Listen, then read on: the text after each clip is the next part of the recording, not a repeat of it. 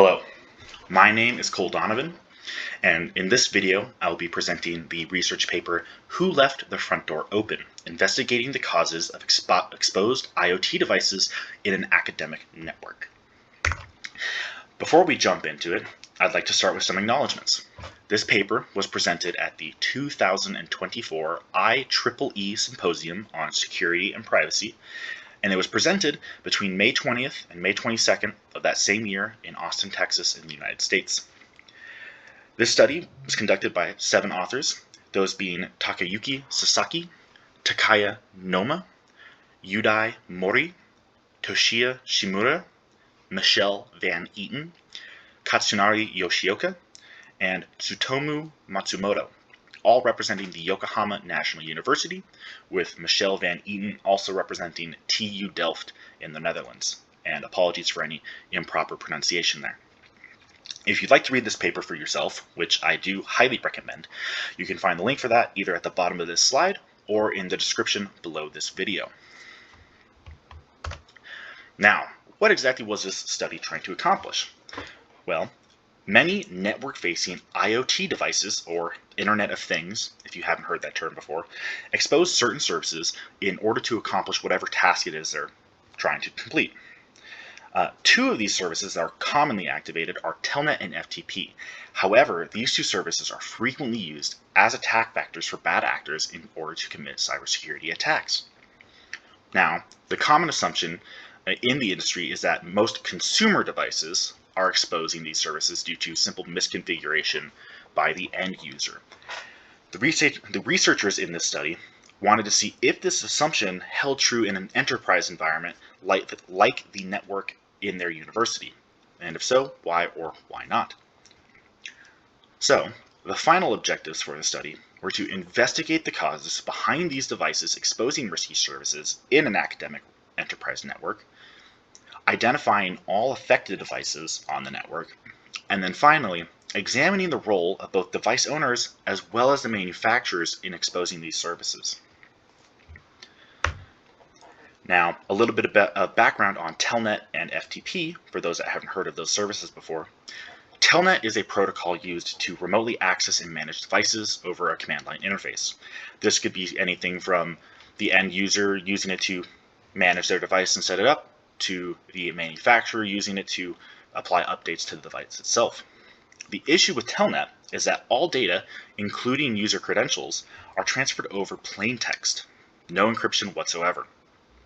Most modern systems and IoT devices like to favor secure alternatives like SSH. Now, FTP, which is a lot more common and I'm sure some of you have heard of, stands for File Transfer Protocol. And this is used to transfer files between a client and a server over a network. In this study, the most common example of this is, for example, a network-connected printer with users sending files to the printer to be printed out. And it has the same exact issue of Telnet, where data is transmitted completely over plain text, and there is no built-in encryption in FTP.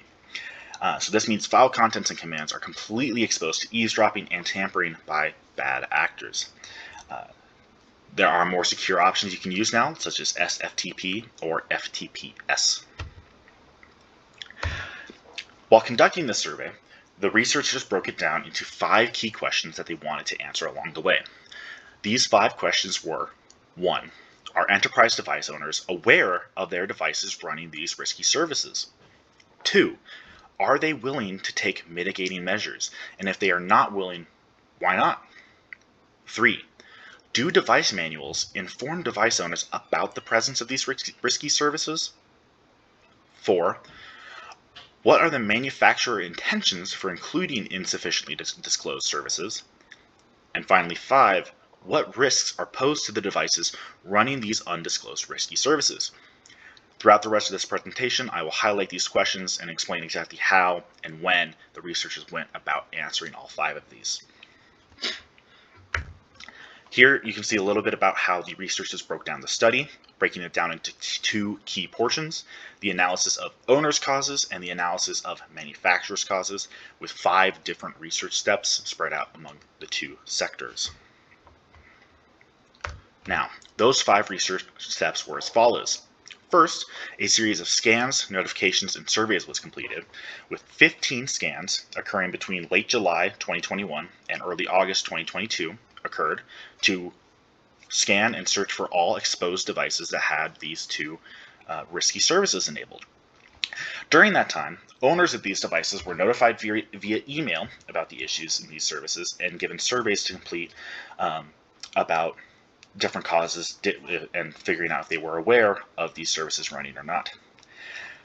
These 15 scans also helped the researchers monitor if the owners actually mitigated these by seeing if the number of hosts exposed on the network dropped or not. Next, after that, the researchers would then analyze the device manuals of these different IoT devices, searching for any information or security advice regarding Telnet or FTP. Then, for those manuals that did not provide sufficient information about these services, the researchers then sent a survey to the manufacturers as well.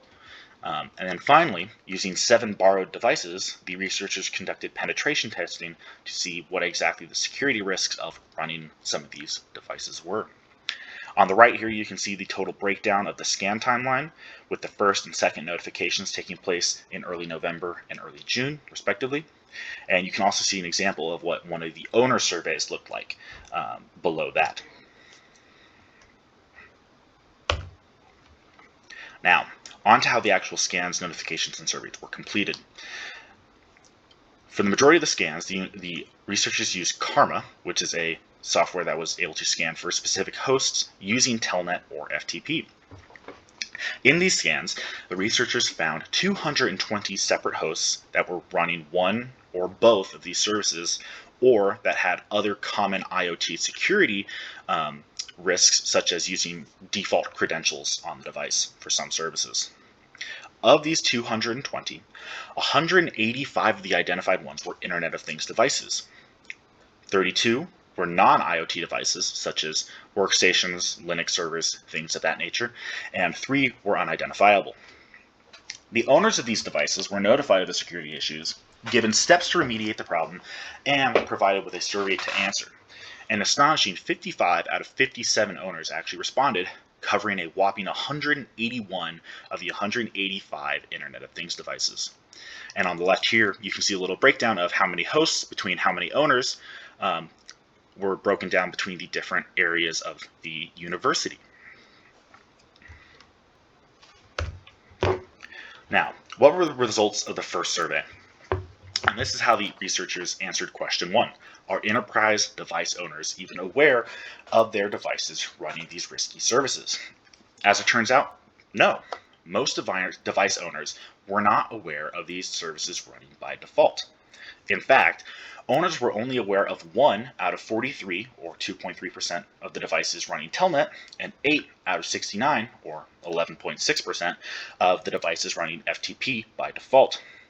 Some other interesting points is that there were several cases where Telnet and FTP were not enabled by default, but the scans showed that they were exposing those services and the owners were not aware of their activation. The researchers chalked this up to either misidentification in the manuals by the manufacturers or possibly mediating administration of the device. For example, handing the device off to a coworker or an administrator and them setting the device up. In the end, 84% of owners had not or were unsure if they had updated the firmware of the devices, so the researchers took this as meaning most either had not updated their devices in quite a long time. And there were also 4 out of 5 owners with default credentials that either already had or were planning on changing them thanks to the device manual advice. So that's actually a shining point in terms of manufacturer manuals. And some were even fixed in between the 2 rounds of scans. So that shows some proactive security measures on the part of the end user.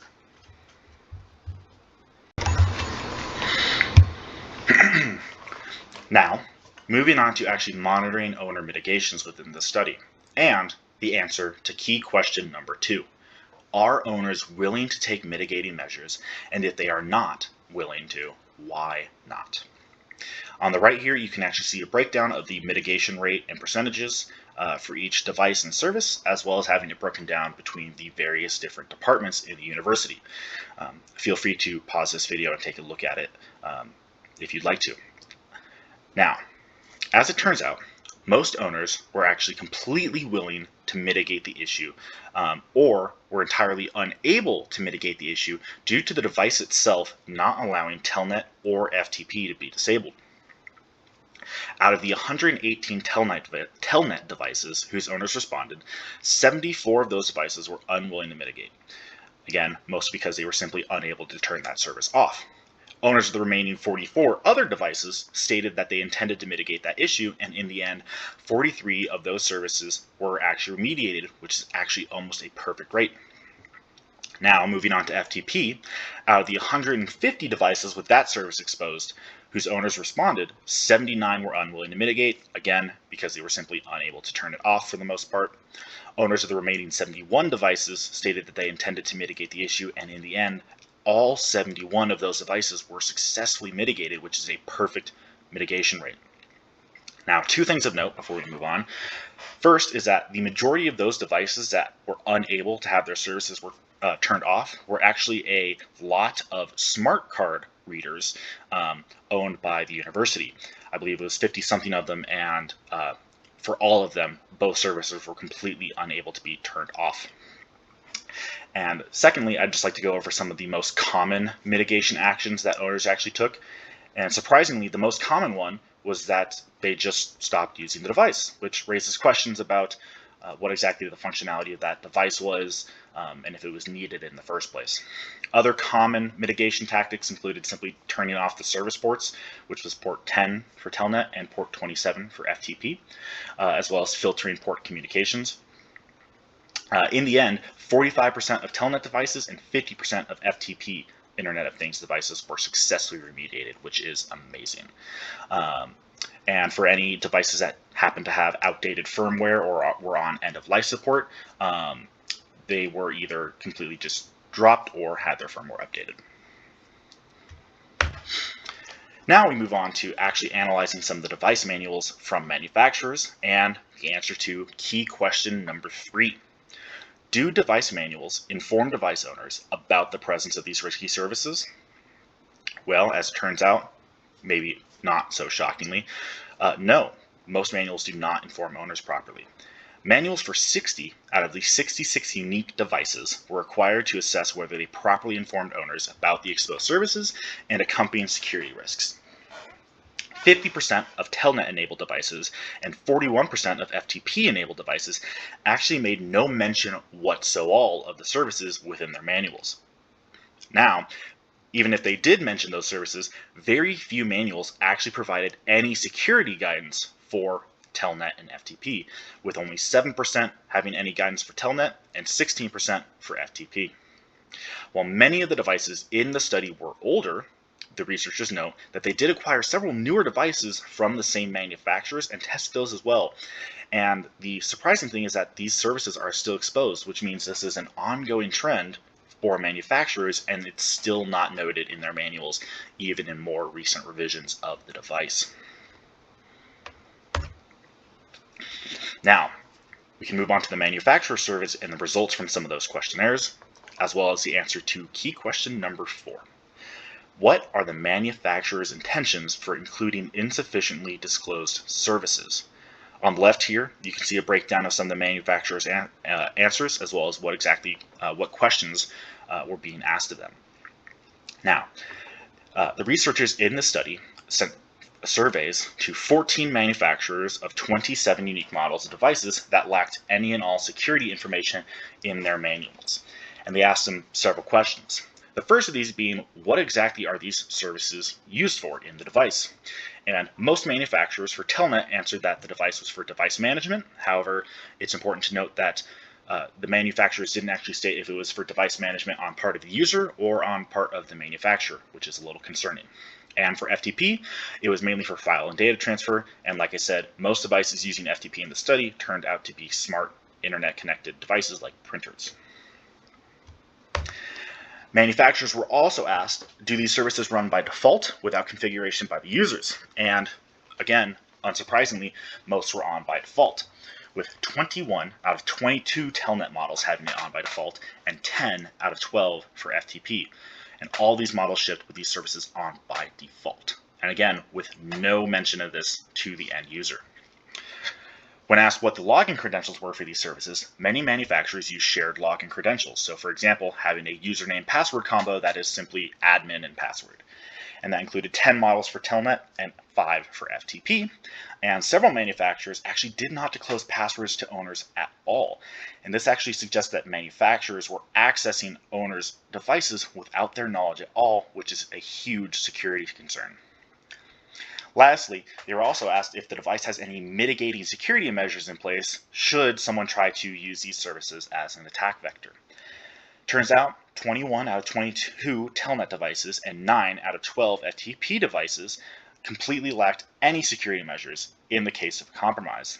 And some manufacturers expected owners to actually implement the security, such as using VPNs, filtering, or other methods, but completely failed to include that advice in their device manuals, which is, again, fairly concerning from a security point of view.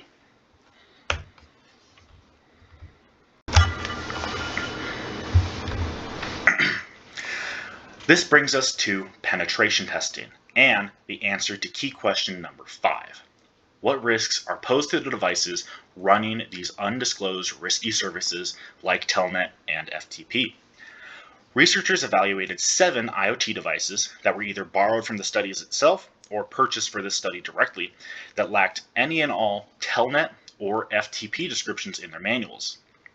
They found that many actually reused the Web UI default credential for these services. Now, from this penetration testing, there are actually several interesting findings. One is that a certain web camera posed a severe risk allowing full root access with Telnet enabled. And Telnet was just using the default credentials. This enabled potential malware installation as well as many other possible attacks from a bad actor.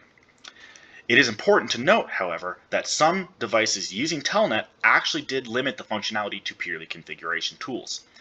While this does mitigate some attacks, it does still pose a significant security risk. Moving on to FTP, the researchers actually found that, well, those risks vary quite a bit. Some devices with FTP enabled allow full or partial access to entire system folders, while other devices only had read access.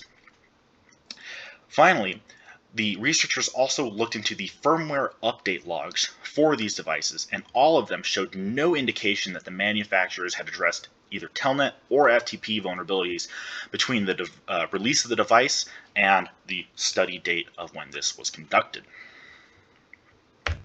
Now, with all this info in hand, the researchers were able to come to their conclusion and an analysis of the causes of these devices being exposed.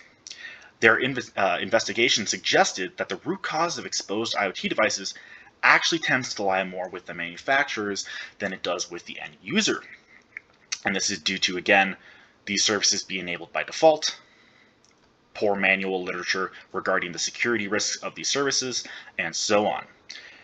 And while it is possible that users could detect these risks themselves, most users don't have that knowledge on hand, and it's the manufacturer's responsibility to inform, disable risky services by default, and provide clear security guidance to the end user. Now, if you haven't heard the Swiss cheese model of cybersecurity, it's essentially the belief that many security incidents are actually a long line of gaps in cybersecurity leading to the end attack. And in this model, the owner is simply the last line of defense. While it is important for them to have their own security mitigations and security awareness, the first step in this chain is actually the manufacturer. By providing simple security documentation in the manual, as well as not enabling these services by default, that would shore up a lot of the potential gaps in security defenses of these devices. Also, the researchers found that manufacturer blaming owners for security issues is quite misleading, as most users were completely unaware of the exposures and remediated them almost instantly after they were notified. So clearly, the owners do want to be security conscious and protect their devices.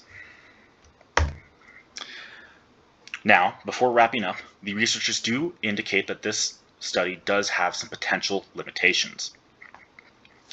The first being is that this study provides an in-depth analysis focused solely on a university enterprise network. They do note that there's possibly some changes between a academic setting and, for example, a manufacturing setting in a factory of some sort or other enterprises. However, they do know that while this kind of limits the generalizability of the study, there are similarities to corporate networks with decentralized device management, and it could be more relevant to that. For example, with the IT services of the university having a lot of their own devices, while researchers had their own, each doing their different security administration. They do also note that all device manufacturers surveyed were Japanese, and this raises the possibility that there are certain regional biases in the device security practices, and that manufacturers in other parts of the world might have different security practices. They also note that survey responses were nearly 100%, but manufacturers selected were those with inadequate manual information and possibly skewing results towards lower security practices. Otherwise, meaning they don't know what the results would have been had they also asked the manufacturers that did supply security information in their manuals. They also noted some ethical considerations and wanted to make sure that everything done in the study was above board and approved by the Institutional Review Board. All scans, notifications, and surveys in the study were performed in collaboration with the university CO and CISO. All surveys were clearly marked as being part of an academic study, and any and all newly discovered security vulnerabilities discovered in the process of this study were reported to a national CERT for documentation. Now, to wrap up, this study included a comprehensive investigation into 185 IoT devices in an academic enterprise network with exposed services revealed that manufacturer decisions, such as enabling risky services by default and providing poor or inadequate security guidance, are the primary causes of these vulnerabilities, rather than user misconfiguration, which again goes against the consumption, at least in the consumer world, that is the main cause. With that, I'd like to wrap up and say thank you. Please feel free to ask any questions in the discussion forum post that I'll have up here in a bit. And thank you for watching.